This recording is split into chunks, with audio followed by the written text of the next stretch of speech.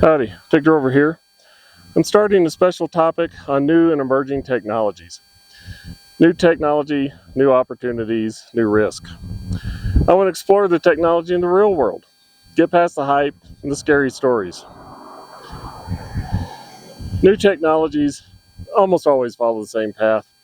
There's lots of hype, big excitement. Disappointment sets in when expectations aren't met. Over time, the technology matures and changes everything. We've seen this before. The printing press changed the way communication happened, how power moved. Electricity didn't boost productivity until factories adapted. Cars, remember those skinny tires? They were novelties until they improved and the infrastructure got built. The internet, it was overhyped. Huge buzz, things crashed, the bubble burst. It took a while, and then it became infrastructure. So AI, it's nothing new, it fits the same pattern. Loud hype on one side, everybody's doing AI. Scary stories, real failures on the other side. And neither tells the full story. The real question isn't, is it good or bad? It's where does this actually add value right now? I had a recent conversation with Terry Bolt about AI. So I'm here with Terry Bolt to talk about AI, where it is, where it's going, what works, what doesn't. And thank you, Terry, for joining me. And why don't you tell us about yourself? So I've been a professor of computer science for about 4 years. Been at three different schools. I've done computer vision and machine learning research from the very beginning. And I've also done three companies, two of which have deployed machine learning based solutions as part of their product lines. So I've got good bit of experience. Much of that was actually pre the deep learning phase. So some of the stuff that happened was earlier machine learning. But I continued to code. So I was coding this morning using some AI ML tools. So I continue to build my skills on top of it. And I'm mentoring three companies that are using AI ML tools as part of their product development process. So I have a pretty reasonable understanding of what's going on now in terms of the systems. Um, Pretty reasonable. Sounds like it's pretty deep. So, I know people that are way deeper than me, so it's this balance. But yeah. Okay. So, right now there's a lot of hype around AI and both good and bad. And, you know, from you can build an app in 90 seconds to, it taking over the planet, what's the real deal? How do we cut through the hype and get to what we can really use it for right now? Well, so the hype is lots of clickbait is out there to get you to look at what's going on, right? So can you build an app in 90 seconds? Well, if it's a really simplistic app or one that's already built before, then yeah, you could say deploy that app for me. In general, the hardest part of using it for code development is making sure you understand what to do, and then when it does something that's not what you wanted, you have to be able to debug that. And that often becomes the biggest challenge with using it on the sort of code side that I see from my own experience and also from some of the companies I work with. Because it'll gleefully do something that is what you said, but not what you wanted, which is actually true when you're having software engineers build your code, right? Being precise is important, but the machines don't say, I don't understand. They don't say, I don't know. That's actually been a big part of my AI ML research is making machines say, I don't know. But none of the LLMs would say, I didn't understand you. I don't, so they won't ask for clarification, which a good software developer, software engineer would do. So they'll gleefully just build the wrong thing for you. Um, we're not to the point where they're self-aware, where they're going to take over the planet. I don't think we have to worry too much about that in the short term. Some of the stories I have read, but I have no firsthand knowledge of them doing things like trying to blackmail people in the background. Um, it's hard to imagine why a machine would be going through loops that allow it to even begin to behave like that. But the fact that the systems can build on top of their last learning and they use their outputs to generate the new ones, I can imagine it going down a bad path and then expanding and expanding down that bad path and making really bad statements, right? So Right now, they really don't control outward interfaces too often, right? There are definitely robotic devices that are using them. So if your Tesla car would do something really stupid, it can turn on your brakes or turn off your brakes, right? Then I can see long term we have to be much more attuned to them doing really bad things, and how we make sure they can't do that. May not be just by having straight eye driving everything. It might be we have to put on safety wheels. One of the companies I'm mentoring, though, is in the business of trying to assure safety. And it's much harder than lots of people think, because the systems respond to prompts and can do all kinds of things. So if you're a business that has hooked up one of these AI ML things somewhere in your pipeline, and somebody figures out how to do something like export your entire SQL database of customers, including private information, that's a real big security risk. And so how you figure out how to manage what it can access and what commands it responds to. You may think it doesn't respond to various commands, but somebody can do something by giving it a command, and I won't go into the details, but you can give it a command to output text and then tell it to reinterpret that text. And at least for a couple of things right now, that gets around a bunch of the safety concerns, because you didn't say that, right? You told it to generate text and then it does something. There was even a cute article, but also frightening article, that some of the safety concerns can be gotten around by putting your requests in verse. By giving it poetry, the poetry breaks the rules that are used for some of the simple guardrails, and it gets around some of them. So there's this very interesting stuff where we don't know exactly how they're working, and so you find people find clever ways to work around the safety that other people are trying to build in. So Well, I didn't want to use AI for stuff, and I started using it, and I started asking it nonsensical questions. And, I've told it a few times it failed the Turing test. Once I asked it whether the an original song was better or the remake was better, something my wife and I discussed, and it gave me like 2 pages of analysis. And it's like, okay, you failed the Turing test. Humans would have just said one or the other, or, I haven't heard a song, not a detailed analysis. And one of the other things I did, I was going through some stuff last summer, and I asked it if it could generate basically a bogus list of stuff I had done. And it was like, sure, I can do that. Just tell me this and this and this and this. And it's like, isn't this unethical? Yes, it is. And maybe it's illegal. It's like, yeah, it's happy to do stuff for you, whether it's good for you or not. yeah. Yeah, so in certain things, many of the systems are working very hard to try and make sure they can't, for example, give you detailed instructions on how to build a nuclear bomb. Right? That's one of the things there's a bunch of people very worried about them getting to the point where they can do some of that stuff. Um, uh, and right now, these are the kinds of things where guardrails are put in place to stop. And one of my ongoing research projects, joined with the University of Notre Dame, is actually on unlearning. So, given the system has learned something, Oh, how do we make it no longer have that in its knowledge base? And that also turns out to be much harder than it seems, because for a lot of these systems, the top layer has forgotten, it doesn't respond anymore. But again, if you would do some weird things, like you make it learn something new, now it remembered all the stuff you made it forget. It's still actually in there. It just was removed from the last layer of the network. And so we have a lot of work to do, right?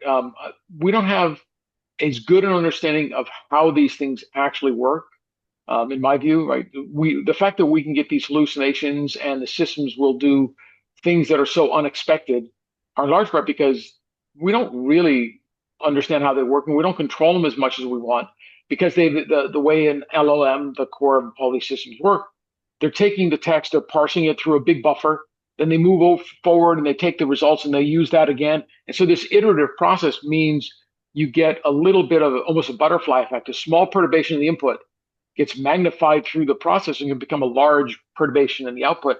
And that makes them very unstable at some level. But the fact they had all this training makes it keep often trying to come back to the predictions based on the probabilities of the stuff it was trained on. So there's some level of grounding and some level of explosion. It's particularly true in those that are like generating, where you ask them to generate stuff like the list you did, or if you ask them to generate images, they can do some very wild things because there's no right answer. There's a feedback loop. Like you give it a 100-word prompt and you're asking it to output thousands of words, right? So that mhm. exposition growth makes it easy for it to get things wrong or hallucinate stuff. Yeah, I was doing an image the other day and it kept drawing the image with two right hands. A person holding a phone in their forehead and two right hands. And so I told it had two right hands. Yeah, you're right. And it regenerated it and it had two right hands. And then it started telling me it was anatomically correct. And I mean, some of the stuff it does is just bizarre. But I've used it to generate code. It does create syntax errors, and then I feed them back into it to have it fix it, and it tells me what I did wrong, and as opposed to what it did. So yeah, some of the interactions get a little weird. So yeah, on the other side of the coin, there are a lot of scare articles out there. You know, 90% of generative AI projects fail, and two-thirds of AI prototypes and businesses get shelved, and you know, that's the scary side of it. It's like, almost it's almost trying to make you not do AI, right? So, what's your perspective on those? Well, so one of them, those kinds of articles very often forget to put into perspective that 90% of business attempts fail, right? Like 10% of True. businesses succeed, right? So it's like is it really just in the realm of what's going on? And a lot of things will probably fail because people didn't specify what they really needed. They said something and you go build the wrong product. It's never going to sell, right? I've seen this in my own companies, right? You've got to have it build the right thing. So if you don't think hard enough about what you want and how to achieve that, then you can quickly get to a bad answer. But on the flip side, I think that actually could improve our long-term development cycles if we can iterate faster and find out that's not what I really wanted to have the system do.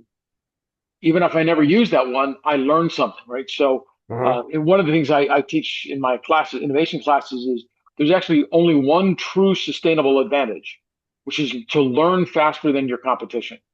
And if that AI cycle Oh, gets you to learn what really works and what doesn't faster, then maybe that's still going to help us out a lot because we don't spend as long building the wrong thing. There's nothing worse than a 5 year waterfall to build a product that's the wrong one. yeah, Well, except yeah, maybe a 10-year cycle, but DoD side, but yeah. yeah. That's a good point. It reminds me when I was doing control systems. Some companies would have a PhD double E in a room figuring out all the complex control laws, and then in another room they had double E's, uh, bachelor degrees. Just twiddling with it until it worked, and they usually got to an answer faster because you can't model the real world for one thing, and so they're always so that faster iteration. Yeah, that could be a real advantage. Let's go throw it up against the wall, see what sticks, and oh, that didn't work. Let's try Yeah. something else. That cuts out a lot of time. Yeah, the other thing I noticed, with code generation and something I've said in the past, it's raising the bar. People who Mhm. are the terms I use are, just developers who follow the rules and the processes. It seems like they're more at risk of um, being reduced by AI, whereas the more creative, it's not going to create a product on its own. You still got to have the idea, you still got to have the motivation and figure out what the market Mhm. is and all that. But it seems like it's another technological shift in human history that's, taking reducing the employment opportunities for, different levels of developers. So, what are your thoughts on that? So, I view it as differently. So I have a slightly different. I use the term coders to mean people who are given specifications and code them, and Hmm. developers are people who figure out what the specifications should be, and software engineers do a much larger systems level specification. So there's different skill level. And I just see this as actually a natural progression. My first job was actually on punch cards working at NASA, right? And Yeah. we actually had people that were pretty much just punch card operators, right? You gave them somebody would hand write out the Fortran code, and then you go punch it in, and like, those jobs no longer exist, and they shouldn't exist. We want to do the more intellectual jobs. 15 years ago, lots of our students were worried about outsourcing of computer science jobs to other countries. And I told them, if you're the one who's meeting with the customer and developing what has to happen, your job isn't going anywhere. If somebody's written a specification and your only job is to code it, we can outsource that. And now the difference is I can outsource it largely to ChatGPT. And you, if you have the thought process and understand the customer and the customer needs, and you can iterate that quickly, now you can do it without outsourcing it to anybody. You can do it yourself. So it can lead to a lot of job loss if you focused on the real trivial, I'm going to code this up, not I got to figure out what the problem is. The hard part of every computer science problem is figuring out what's the problem, what does the customer need, and what's the high level solution, not how do I code it up, right? So I think it will displace a bunch of people. Some of the coding academies that 5 years ago were teaching people just to do like here's some Ruby or here's some those kinds of skills are going to have to be completely retuned because a lot of what they were doing was just here's a definition, go code it. Now it's you've got to figure out what to do. But I think the AI can help a lot of people also learn those skills. One of the differences that happened when we moved to online editors instead of batch jobs in my first programming class, you submitted a job, you figured out if it compiled the next day. One Yeah. syntax error, and you had a 24-hour cycle.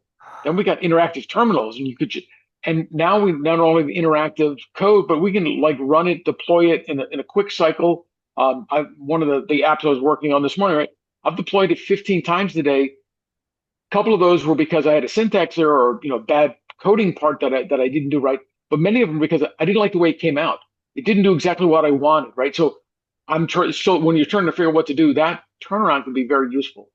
I also think there's going to be a lot of value as the not in coding itself, but in code reviews. I've already been one of the companies I work with been using it for this, where you Absolutely. where you do two things. You feed in this like, okay, here's what I wrote from the customer specification. Is this doing it, iterate and tell me the things I might have missed from this literally transcript of the call to did I miss something? Um, and so those kinds of things will again transform to allow good developers, good computer scientists and software engineers to be better at their jobs, and those who aren't good at that will struggle. Yeah, that brings up some thoughts. I recently used it to optimize a database that my code in the database, it took 760 million data points and shoved them in the GIS database. I was doing that in about 8 minutes, and it was taking like 200 and something, almost 300 milliseconds to pull out data on a query. I worked with ChatGPT, and I got the insert time went to 12 minutes, but the query time went to like 10 milliseconds. Just Mhm. working through that. I've also done some code generation on my or code analysis on my code and some code from someone else, and yeah, it's amazing the thing that it pulls out, and it's like Mhm. it's just so much faster because I'm not sitting there digging through code trying to understand it. Mhm. Yeah. It gives me a bunch of stuff, and then I can go verify it. So I think, yeah, that's a great way to use it. So what does the road ahead look like? We've got you brought up the self-driving cars. They always test those in Arizona, which I assume is because of weather. Um, Mhm. yeah, we just had snow here, with like 6, 7 inches. I don't know what a self-driving Mhm. car would do in that. So, where is AI going? What's going to be the next big thing or the next big game changer, or is it just going to slowly evolve and get better over time?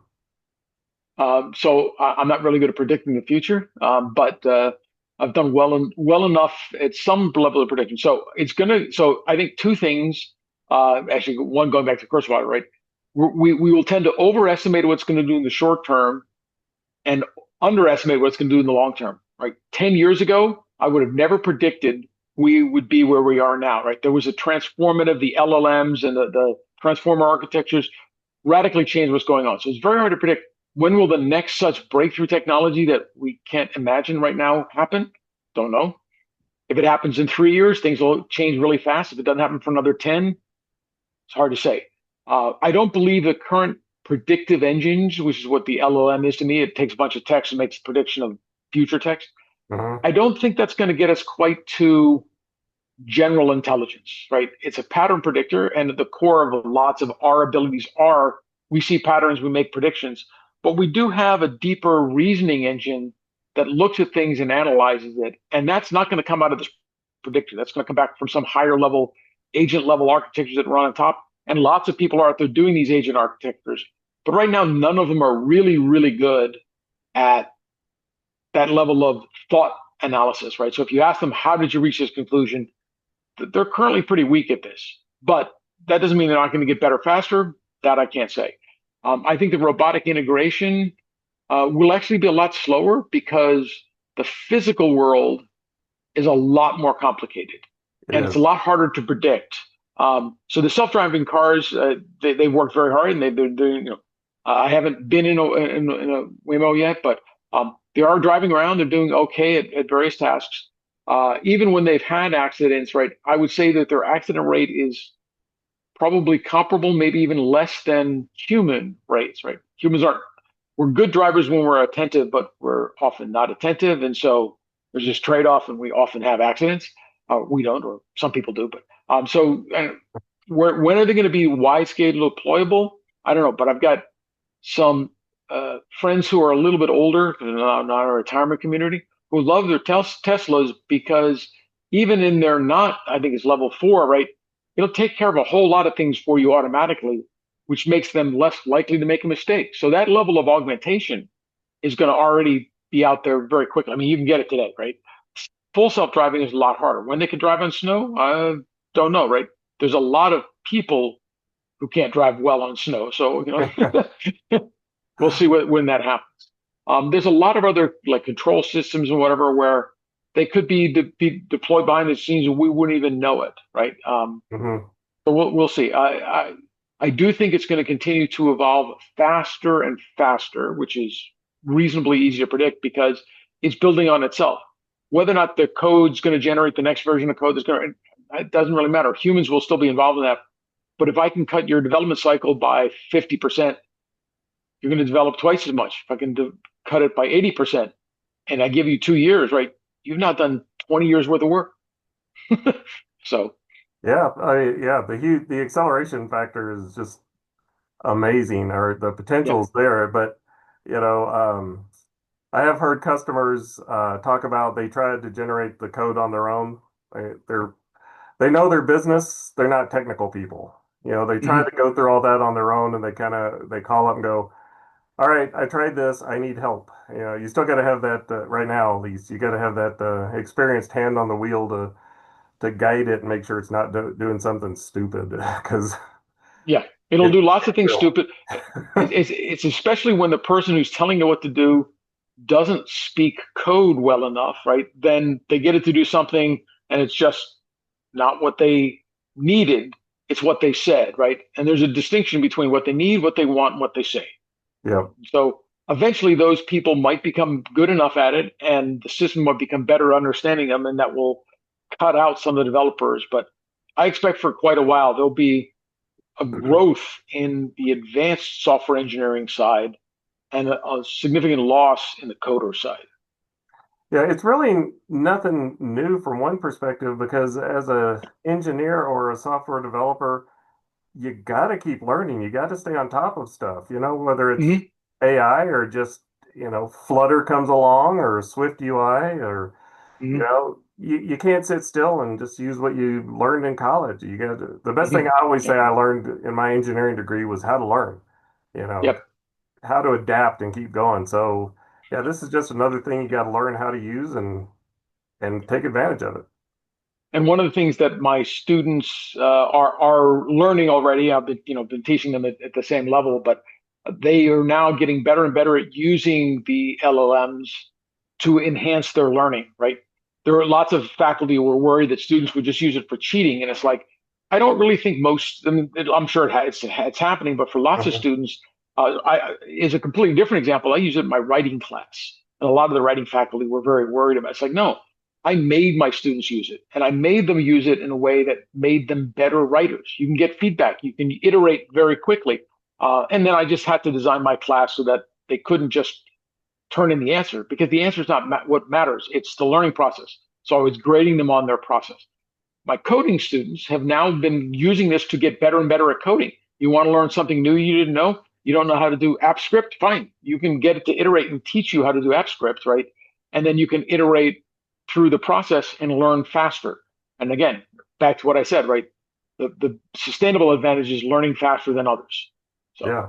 Yeah. And last Friday, I was building a model for object detection, or excuse me, object identification. And I mean, I got a pretty beefy computer here. I did use ChatGPT to help me build the Python scripts. But, I had that going. I don't know how many times I iterated in that day of, okay, let's mhm. try this, let's try this. And I came out with something that was like 70-80% accurate on pretty bad input data. So, yeah, that fast iteration, Mhm. it's amazing in some places. Yeah. Yeah. In fact, one of the nice things, one of the tools I use is actually academically oriented. It's called Boodlebox. Um, its default now is every time you ask it something, and it doesn't matter if I'm using ChatGPT or Claude or Gemini, the default for the way the system is set up is um, at the end of, after it shows you whatever its answer is, it tells you how to make a better prompt for the next time. So Cool. you become better and better at prompting because it's saying, well, if you'd done this, you would have gotten a slightly better answer, right? Or if you're in an academic setting, here's a way to enhance the lesson if you're using it in your lesson, right? So things like that. So um, Yeah, I mean, I don't think about using it in how to use it in the academic world, but that's a really good insight, and helping people get prepped. And I've always been a great fan of the innovation degrees that you worked on, where it was a combination business and engineering, because it's not just solving the problems, it's knowing who you're solving it for and why. So yeah, yeah. I've always thought that was a great thing. So any other parting thoughts or information you want to pass on? So just remember that I right now I would put them at the sophomore level. Right? I used to think they weren't even like whatever, but now they're probably good sophomores. The 80% solution, right? They'll get to that. But lots of deployments need 99% or 99.99%. And that's why you need this extra level. So if, for anyone who's thinking about using them, you'll quickly get up to a passable bit of stuff, but you want to make sure you design it. So again, from a prompting point of view, you can tell it to design with all these extra guards and with like extra safeguards. Because if you don't tell it to do that, just like a bad programmer, it'll do stuff and it won't do bounds checking. You can tell it to do bounds checking, right? You can make it add all kinds of stuff. So think about the best practices, and they cost you almost nothing now because you can actually, for any of these systems, you can have a sort of built-in prompt buffer where you like, this is all the stuff I'm going to do. Once you get to better and better long prompts that have a lot of background, you'll get better and better code out of them, better and better text out of them. And so think about how to improve your process and then ask the system, how could I have done this better? And that will allow you to learn faster for as the systems continue to evolve. The tricks that I know from ChatGPT 4, well, some of them are redundant in ChatGPT 5, and there's probably new tricks I got to learn now, right? So Yeah, you've got to continue learning, but the systems can also help you do that. that's a great point. All right, Terry. Well, I appreciate your time Okay. today and your insights, and Okay. we'll see how AI evolves. Thanks a lot. Okay. Thanks, Rob. Right. So thanks for watching. We've been through this before with every major technology shift. The technology isn't the hard part. Adapting how we use it is. All projects have failed, not just AI. How many projects failed in business, got shelved, got delayed? So AI, it's nothing new there. The most of problems aren't the AI and the models. It's how you use them, how you adapt them into your business and into your processes. You got to watch your expectations and how you do the integration and how it's used. I mean, that's really what's going to make the difference between success and failure. Good judgment scales with AI. Bad judgment scales even faster. That's where the real risk shows up. The difference isn't access to AI. Anybody can access that now. Lots of different options. The difference is knowing when to use it, how to use it, and how to check the results. The best outcomes come from knowledgeable operators. You can't just expect AI to solve your problems and do everything. You got to know what you're doing to begin with. So people who understand the domain and the limitations of the tool, they're the ones that succeed with AI right now. Yes, it's going to change over time, but this is where we are right now. And that matches what I've been using AI for. The tool helps. It accelerates a lot of things. I've used it for video generation, code generation, brainstorming. So if you use it right, it's an incredible accelerator. So that's what TechDrover Horizons is all about. Separating hype from reality, focusing on what really works. So if you're trying to figure out how to use AI, actually how to fit it into your business, hit me up. If you're working through what's real, what's useful, and what's worth building, reach out. And this applies beyond AI. If you've got new technology that's following this pattern of hype to disappointment and want to grow it into the plateaus, then hit me up. If you want a grounded conversation about what's next, get in touch.